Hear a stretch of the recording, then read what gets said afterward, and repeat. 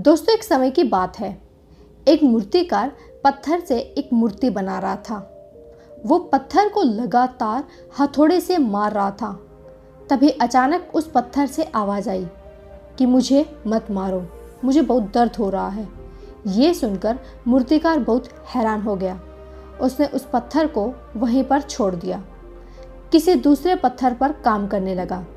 लेकिन इस बार उसने उस दूसरे पत्थर से पूछा कि वो उस पर अपना काम कर सकता है या नहीं।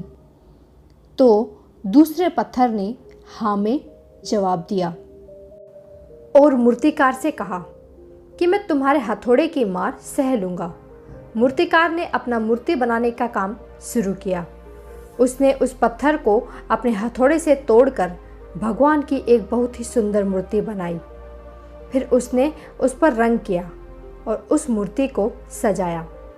उस मूर्ति का काम पूरा हो जाने पर उसने उस मूर्ति को गांव के एक मंदिर में जाकर रख दिया। लेकिन साथ में ही लोगों ने उस मूर्ति के नीचे नारियल तोड़ने के लिए एक पत्थर भी रख दिया।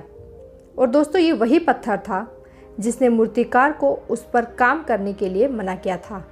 अब रोज़ हजारों लोग उस पत्थर पर नारियल तोड़ने लगे, जबकि वो दूसरे पत्थर की पूजा करने लगे और उसके आगे अपना माथा टेकने लगे। तो दोस्तों, इस कहानी से हमें एक बहुत बड़ी सीख मिलती है कि जिस तरीके से सोने को अगर हम आग में तपाएंगे तो उससे गहने बनते हैं, उसे एक नया स्वरूप मिलता है। हम जितना उसे आग में तपाएंगे वो उतना ही सुंदर निखर कर बाहर आता है। उसी तरीके से हम अपने जीवन में अगर शुरुआत में मेहनत नहीं करेंगे, शुरुआत में हमारे जीवन में आने वाली मुश्किलों का सामना ही नहीं करेंगे, तो हम एक बड़े कामयाब इंसान कभी नहीं बन पाएंगे। जीवन में अगर हमें कामयाब बनना है तो शुरुआत में हमारी मेहनत बहुत ज़्यादा होनी चाहिए। हमारे जीवन में चाहे कितनी भी मुश्किलें क्यों ना हो, कितनी भी छेनी हथौड़ी की मार उस मूर्ति की तरह हम पर पड़े, हमें उन सब से घबराना नहीं चाहिए। क्योंकि जब हम वो सब कुछ सहन कर लेंगे तभी एक सुंदर मूर्ति बन पाएंगे, यानी कि आप एक सुंदर इंसान बन पाएंगे जो अपने जीवन में एक कामयाब इंसान होगा। तो दोस्तों, वीडियो अच्छी लगी तो लाइक कर दीजिए, चैनल को सब्सक्राइब जरूर करें।